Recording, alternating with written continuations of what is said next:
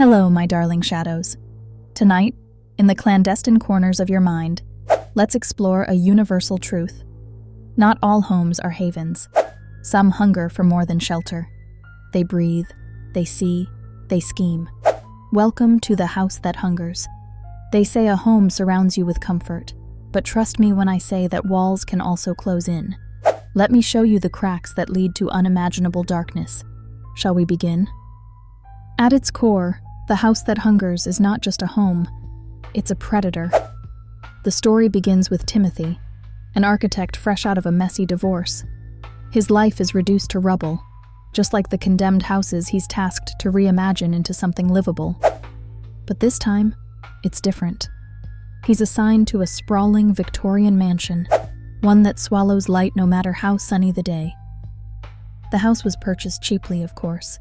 That's the thing about properties with histories. They're priced low enough to turn a blind eye. Timothy didn't ask why. Why this house has remained unsold for decades. Why it feels more like a mausoleum than a mansion. Naive curiosity, a fatal flaw of so many humans, don't you think? As he steps into the mold-scented parlor, the walls seem to quiver, almost imperceptibly, as though inhaling the scent of its new prey. Timothy shrugs it off. He's too practical, too grounded to believe in ghost stories. "It's just a house," he mutters, while tracing his finger along the swollen wallpaper's veins. Veins. Yes, the walls have veins, pulsing faintly under the dim light. You and I might stop there, run screaming. But not Timothy. No, he's stubborn. And stubbornness is just another word for arrogance, don't you agree? The deeper Timothy immerses himself in the renovation, the stranger the house becomes. Tools go missing only to turn up in odd places, under his mattress, inside the refrigerator, dangling by a thread-like cobweb from the chandelier. At first, Timothy blames exhaustion. Or maybe, he suspects, a raccoon has wandered in. But then strange scratches appear on the walls, ones that form patterns eerily similar to blueprints. Blueprints for a room that wasn't there before, or wasn't supposed to be there at all.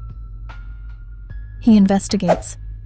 Late one night, flashlight quivering in hand, guided by curiosity, the supposed courage of disbelief. Just down a hallway that seems to stretch a little longer every evening, he finds the door. It's not a door in the traditional sense. It's jagged, like a ripped tear in fabric, uneven, pulsing with the warmth of human breath leaking from its edges. But of course, he steps through, doesn't he? Oh, darling, you know he does.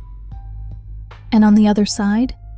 Well, my sweet shadows, this is where the house bears its hunger. It's not just a new room. No. The space echoes every failure, every shame Timothy has ever repressed, all resonating in painful whispers. Uneaten wedding cake at a forgotten reception, fingers pointing at courtroom failures, a childhood bedroom full of scornful laughter. The house has taken everything Timothy refuses to confront and stitched it together like a grotesque tapestry. This is its soul, its essence, a predator that devours through memories and guilt, turning a man into the raw material of its expansion. Timothy tries to escape. He bolts through the winding halls, but, my dears, a house designed to trap offers no exits. The walls twist, contort, and reconfigure. Doors lead back to hallways he swore he never walked through. The house doesn't merely block him, it toys with him. Each attempt to leave introduces another layer of torment, another room that shouldn't exist. He finds himself in the attic where the floorboards creak under the weight of unseen footsteps, or the basement where the walls drip with something that's not water. And eventually, he finds himself back at that jagged door. It's always there, waiting. By the time anyone comes looking for Timothy, he's already, well, he's part of the house now. A shattered pane of glass reflects his fleeting shadow. A groaning piece of wood carries the echo of his scream. The house expands ever so slightly. Another accidental room for its labyrinthine stomach. That's its secret, or its charm, perhaps. It grows stronger with each soul fed to its hunger.